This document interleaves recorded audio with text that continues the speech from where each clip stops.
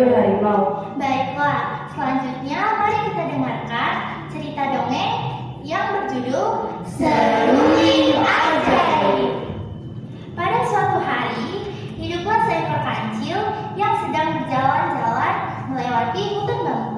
Ternyata enak juga jalan-jalan di hutan bambu, sejuk dan betul damai, kata si kancil dalam hati. Keasikan berjalan membuat ia lupa jalan keluar. Lalu ia mencoba jalan pintas dengan menerobos pohon-pohon bambu. Tetapi yang terjadi, si kancil malah terjepit di antara pohon bambu. "Tolong!" teriak si kancil. Ia meronta-ronta, tetapi semakin ia meronta, semakin kuat ia terjepit. Ia hanya berharap mudah-mudahan ada binatang lain yang menolongnya. Tak jauh dari hutan bambu, seekor harimau sedang beristirahat sambil mendengarkan kicauan burung. Ia berhayal bisa bernyanyi seperti burung. Andai aku bisa bernyanyi seperti burung, tapi siapa yang mau mengajari aku bernyanyi ya? Tanyanya dalam hati. Semilir angin membuat harimau terkantuk-kantuk. Tak lama setelah ia mendengkur, terdengar suara berderik-derik. Suara itu semakin nyaring karena terbawa angin. Suara apa itu? Kata harimau. Yang pasti bukan suara kicauan burung. Sepertinya suaranya datang dari arah hutan bambu. Lebih baik aku selidiki saja. Ujar si harimau. Suara semakin jelas ketika harimau sampai di hutan bambu. Ia mendapati ternyata seekor kancil yang sedang terjepit di antara pohon bambu. Wah, aku beruntung sekali hari ini. Tanpa susah payah, hidangan lezat sudah tersedia. Ujar si harimau kepada kancil sambil lidahnya berdecak melihat tubuh kancil yang kecil. Kancil ketakutan. Apa yang harus kulakukan agar bisa lolos dengan selamat? Pikir si kancil. Harimau yang baik, jangan lupakan aku. Tubuhku yang kecil pasti tak akan menyangkalmu. Aku tak peduli. Aku sudah lama menunggu kesempatan ini. Ujar si harimau. Angin tiba-tiba berhembus lagi. Krip, krip. Suara apa itu? Tanya harimau penasaran. Itu suara seruling ajaibku. Jawab kancil dengan cepat. Aku bersedia mengajarimu, asalkan engkau tidak memaksaku. Bagaimana? Tanya si kancil.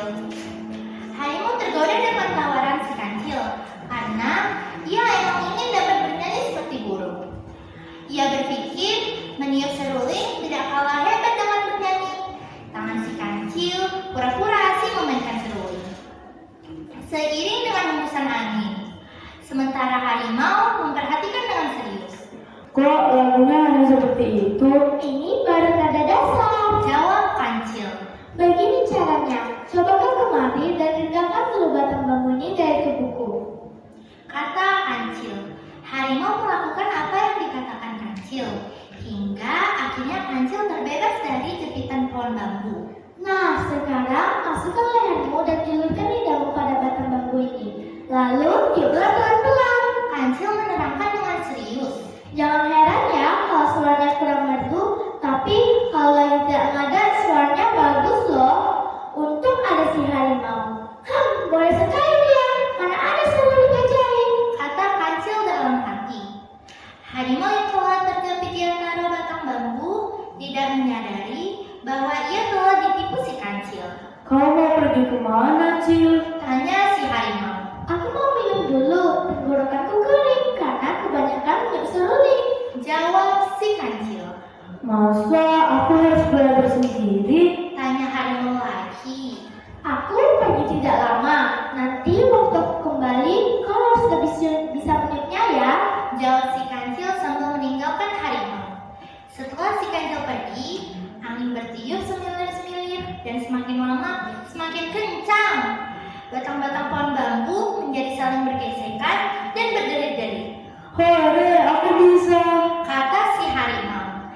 Harimau tidak menyadari bahwa sesungguhnya dia telah ditipu oleh si kancil yang cerdik. Tidak ada seruling ajaib, yang hanya ada suara bambu yang saling bergesekan ketika tertiup angin. Kini si harimau hanya bisa menatapi nasibnya terjepit di antara memelihara pohon-pohon bambu tanpa tahu harus meminta tolong kepada siapa. Pesan dari cerita dongeng ini bahwa kita harus berpikir panjang sebelum melakukan sesuatu hal agar tidak melakukan kecerobohan dan menyesal di demikian hari. Demikianlah teman-teman cerita dongeng dari kami.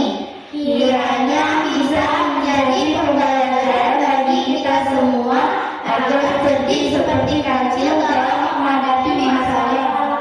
Terima kasih.